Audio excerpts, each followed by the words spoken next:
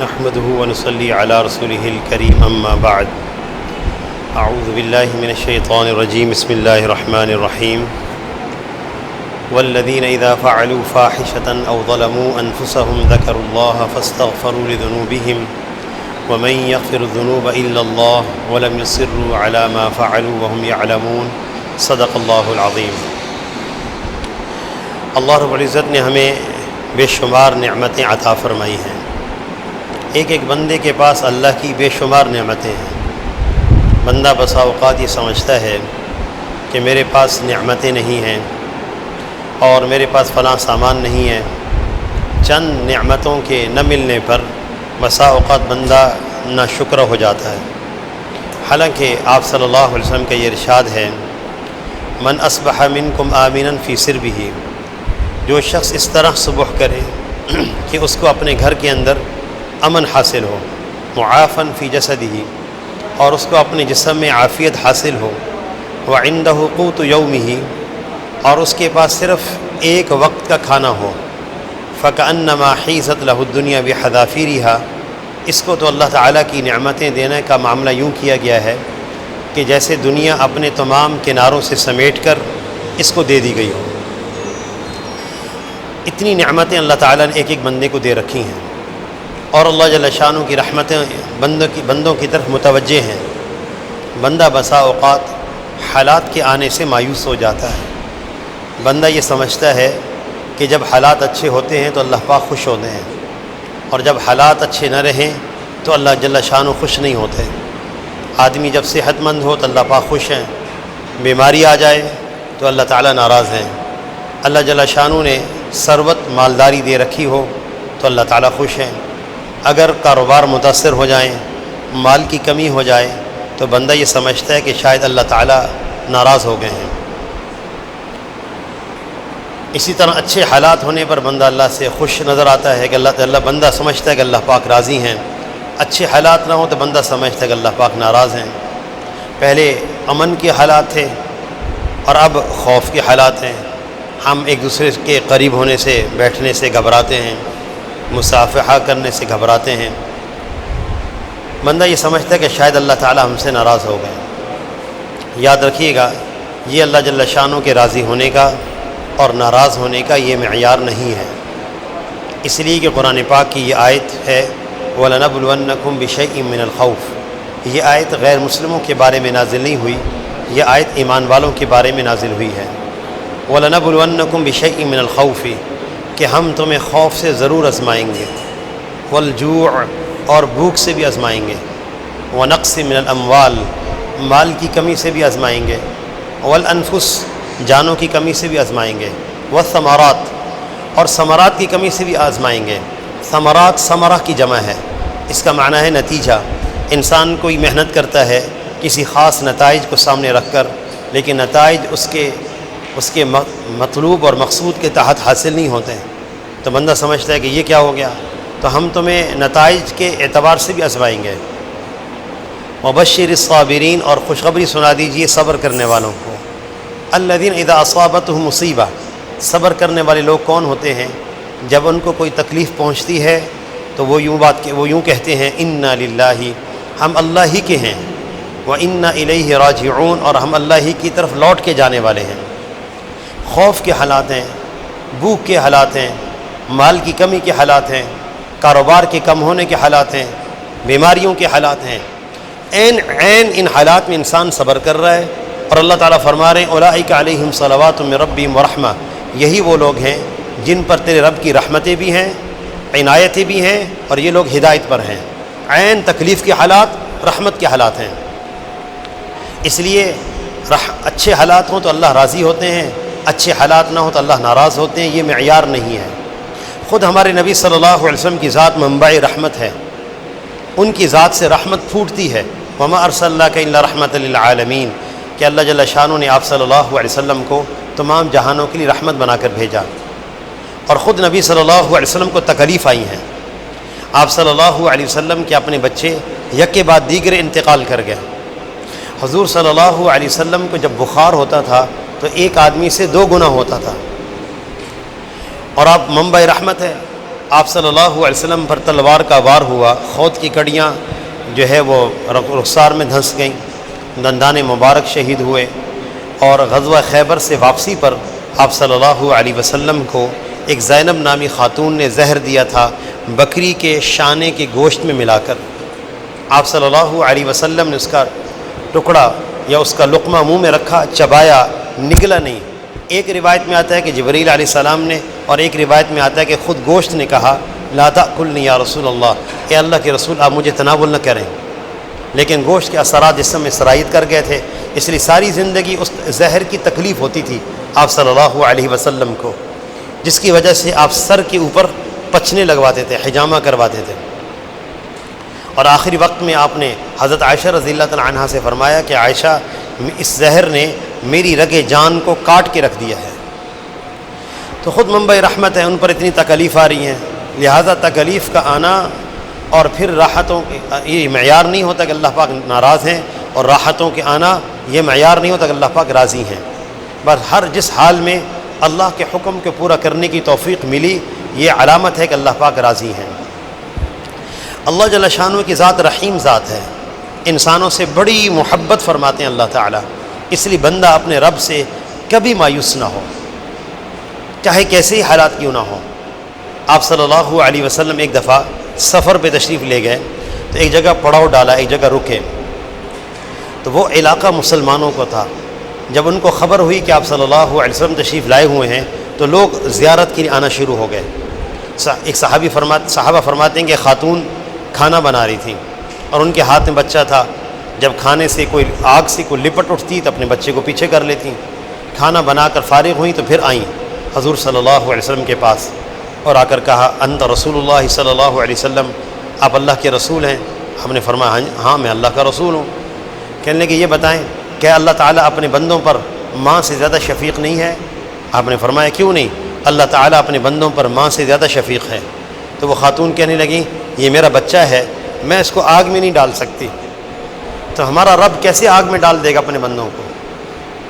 تو روایت میں آتا ہے فَأَكَبَّ رسول اللہ صلی اللہ علیہ وسلم، آپ صلی اللہ علیہ وسلم نے سر جھکا لیا اور آپ صلی اللہ علیہ وسلم رو پڑے۔ پھر آپ نے فرمایا اللہ تعالیٰ اپنے بندوں پہ ظلم نہیں فرماتے ہیں، لیکن بندے متمرد ہو جاتے ہیں، حد سے گزرنے والے ہو جاتے ہیں۔ اللہ تعالیٰ کسی پر ظلم نہیں فرماتے ہیں۔ اللہ تعالیٰ کی جو رحمت اتنی عام اور وسیع ہے، حدیث میں آتا ہے کہ کل قیامت کے دن اعلان ہوگا کہ اللہ جل شانہ کی طرف سے اخرجوا من النار، ہر اس شخص کو جہنم سے نکال دو، من ذکرنی یوما او خافنی فی مقام، جس نے مجھے زندگی میں ایک دفعہ یاد کیا ہو یا کسی موقع پر وہ مجھ سے ڈرا ہو، اس کو جہنم سے نکال دو۔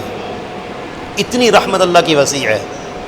اور پھر انسان اپنے رب سے کیوں مایوس ہو، چاہے کیسے ہی گناہ کیوں نہ ہو جائیں اور چاہے کیسے ہی حالات کیوں نہ آ جائیں، رب سے مایوس نہیں ہونا۔ جس رب کی رحمت کا یہ عالم ہے کہ اللہ تعالیٰ نے نیکیوں پر دینے کا پیمانہ اور معیار الگ رکھا ہے، برائیوں پر دینے اور دینے کا پیمانہ اور معیار الگ رکھا ہے۔ من ہم بحسنۃ، جو آدمی ایک نیکی کی نیت کرے، ارادہ کرے، اللہ جل شانہ ارادے پر ایک نیکی عطا فرما دیتے ہیں۔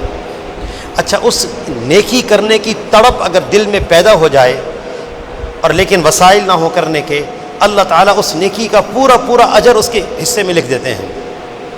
حدیث میں آتا ہے، آپ صلی اللہ علیہ وسلم کا ارشاد ہے استعن باللہ ولا تعجز، اللہ سے مانگا کرو، اللہ سے مدد مانگو، عاجز نہ بنو۔ محدثین نے اس کا معنی یہ لکھا ہے کہ انسان بسا اوقات کسی کو نیکی کرتے ہوئے دیکھے تو یہ خیال نہ لاوے، کسی ایسی نیکی کرتے ہوئے دیکھے کہ جس کے وسائل اس کے پاس نہ ہوں، کہ یہ تو ہم نہیں کر سکتے، یہ بہت مالدار آدمی ہے، اللہ کی راہ میں بہت خرچ کرنے والا ہے، ہم تو نہیں کر سکتے، بہت بڑے عالم ہیں، بہت بڑے فقیر محدث ہیں، ہم تو وہاں نہیں پہنچ سکتے۔ انسان کسی کو کوئی بڑا عمل کرتے ہوئے دیکھے تو عاجز نہ بنے۔ حکم یہ ہے کہ اس موقع پر فوراً دعا مانگے، اللہم وفقنی، اے اللہ مجھے اس عمل کی توفیق عطا فرما دے۔ اللہ جل شانہ بڑی قدرت والے ہیں، ان کے خزانے بے پناہ ہیں، وہ چاہے تو عطا فرما دیں، اسی وقت عطا فرما دیں، اور اگر اس وقت نہ ملے تو بندے کی جو تمنا ہے، اس تمنا پر اللہ اس کو پورا اجر عطا فرما دیں گے۔ عبداللہ ابن مبارک رحمۃ اللہ علیہ مشہور محدث ہیں، ان کا انتقال ہوا تو ان کے شاگرد نے ان کو خواب میں دیکھا اور پوچھا حضرت کیا معاملہ ہوا؟ فرمایا اللہ تعالیٰ نے مغفرت کا معاملہ فرما دیا۔ ان کے شاگرد کہنے لگے کہ پھر عبداللہ بن مبارک رحمۃ اللہ علیہ نے فرمایا کہ جو میرے گھر کے سامنے ایک حداد لوہار رہتا تھا، اس کو جو اللہ نے مقام دیا ہے مجھے اس پر رشک آتا ہے۔ وہ شاگرد وہاں صبح ان کے گھر پہنچے، ان کے گھر والے آئے، ان سے پوچھا کہ آپ کے میاں کا کیا عمل تھا؟ تو وہ کہنے لگے کہ ہم تو غریب لوگ ہیں، ہمارا تو کوئی خاص عمل نہیں ہے، خاص اعمال نہیں ہے۔ ہاں میرے شوہر کے دو خاص عمل تھے، ایک یہ ہے کہ جب لوہا کوٹ رہے ہوتے تھے اور ہتھوڑے سے ضرب مار رہے ہوتے تھے تو اذان کی آواز آ جاتی تو ہتھوڑا وہیں چھوڑ دیتے، اگلی ضرب نہیں مارتے تھے۔ دوسرا یہ تھا کہ ہمارے گھر کے سامنے عبداللہ ابن مبارک رحمۃ اللہ علیہ کا گھر تھا، وہ عشاء کی نماز پڑھنے کے بعد چھت پہ چڑھ جاتے اور نوافل اور تہجد پڑھتے تھے ساری رات۔ تو میرے شوہر یہ کہا کرتے تھے مجھے کہ ہمارے پاس وسائل نہیں ہے، ہم مزدور لوگ ہیں، صبح محنت مزدوری کرنی ہے، کاش ہمارے پاس وسعت ہوتی، آسانی ہوتی، ہم بھی اس طرح تہجد پڑھتے۔ مفتی محمد شفیع صاحب رحمۃ اللہ علیہ مفتی اعظم پاکستان تھے، وہ فرمایا کرتے تھے اس لوہار کی حسرت نایاب نے اس کو کہیں سے کہیں پہنچا دیا۔ اس لیے کسی بھی نیک عمل کو دیکھ کر یہ کہنا کہ ہم تو نہیں کر سکتے، نہیں، فوراً کہنا اللہم وفقنی، اللہ مجھے بھی توفیق عطا فرما کہ ہم بھی کریں۔ تو نیکیوں پر اس کے دینے کے پیمانے الگ ہیں۔ اچھا اگر نیکی انسان کر لے تو 10 گنا سے لے کے 700 گنا تک اللہ اجر عطا فرماتے ہیں۔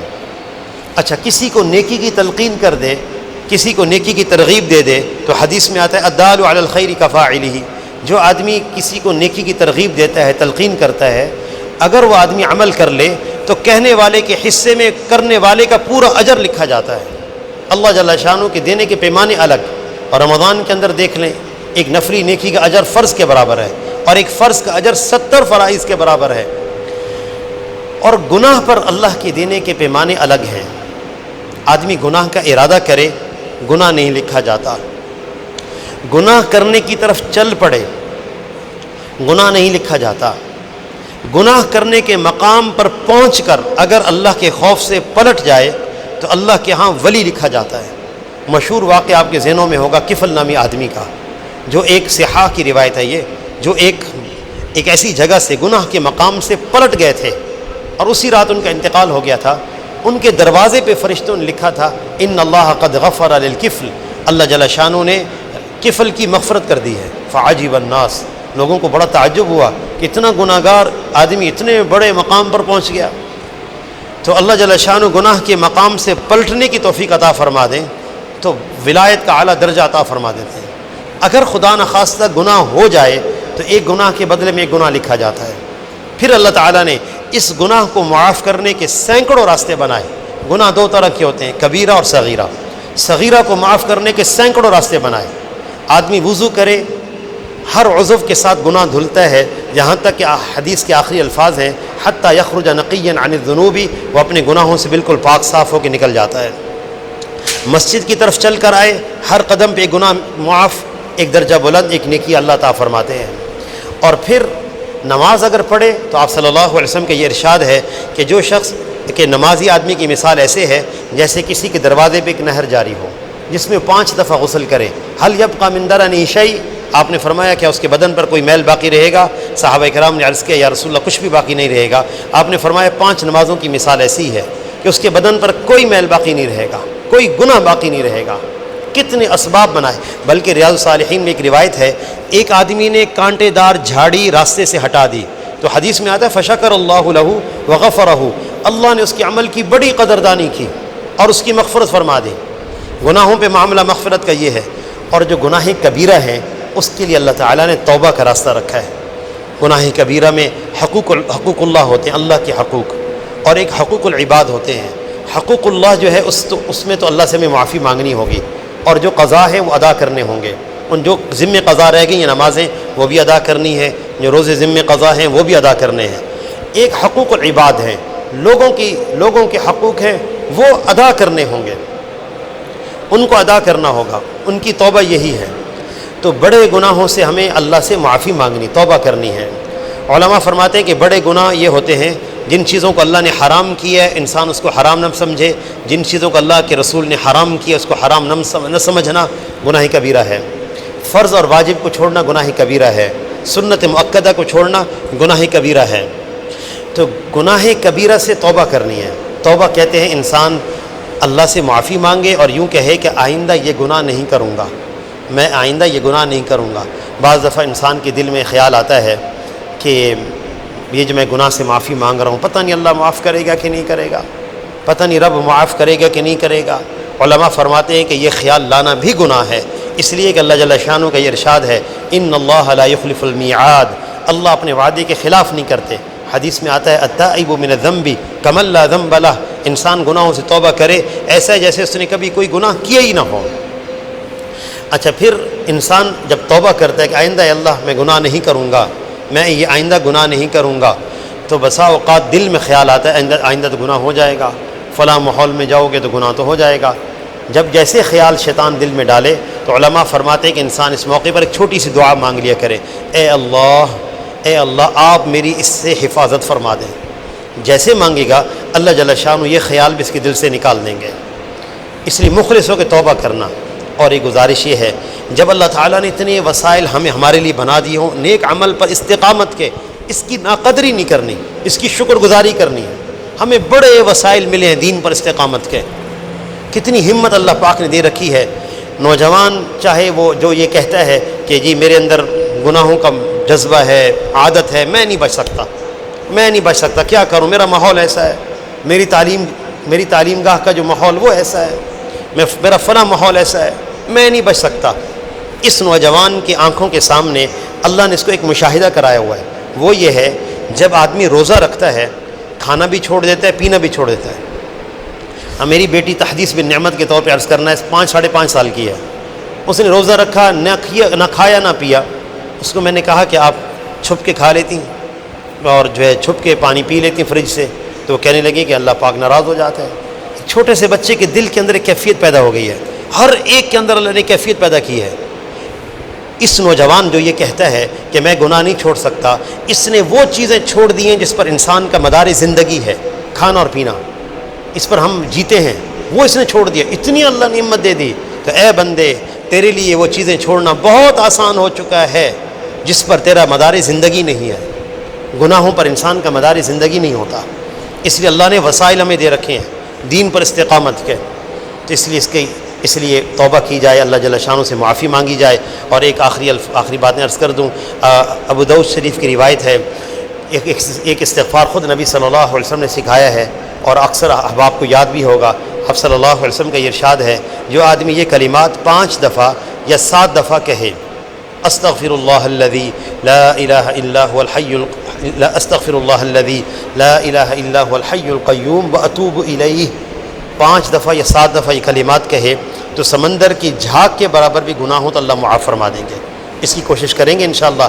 اور روزانہ اللہ نے ہمیں تراویح کی توفیق عطا فرمائی اور باجماعت نماز پڑھنے کی توفیق عطا فرمائی۔ تو ایک گزارش یہ ہے، یہ جو ہمیں نوجوان یہ بات کہتے ہیں کہ جناب رمضان میں تو بڑا شوق تھا، اعمال میں رغبت تھی، رمضان چلا جاتا ہے نہ اعمال میں شوق رہتا ہے نہ رغبت رہتی ہے۔ ایک عمل ایسا ہے جس کا اہتمام کر لیں، انشاءاللہ رمضان جیسی برکتوں کا انسان مشاہدہ کرتا رہے گا، استقامت نصیب ہوگی عمل پر، اور وہ ہے با جماعت نماز پڑھنے کا اہتمام، اس کو نہیں چھوڑنا۔ اللہ نے توفیق دے دی سحری میں اٹھنے کی، فجر الحمدللہ پڑھی جا رہی اس کی برکت سے، ظہر عصر مغرب عشاء ایک پابندی کا نظام بنا ہوا ہے۔ اس رمضان نے ہماری تربیت کر دی ہے، بس یہ 5 نمازیں با جماعت پڑھنی ہے، انشاءاللہ اللہ پورے دین پر استقامت عطا فرما دیں گے۔ سب اس کی کوشش کریں گے انشاءاللہ۔ اللہ تعالیٰ سے دعا ہے اللہ تعالیٰ ہم سب کو عمل کرنے کی توفیق عطا فرمائے۔ وآخر دعوانا ان الحمد للہ رب العالمین۔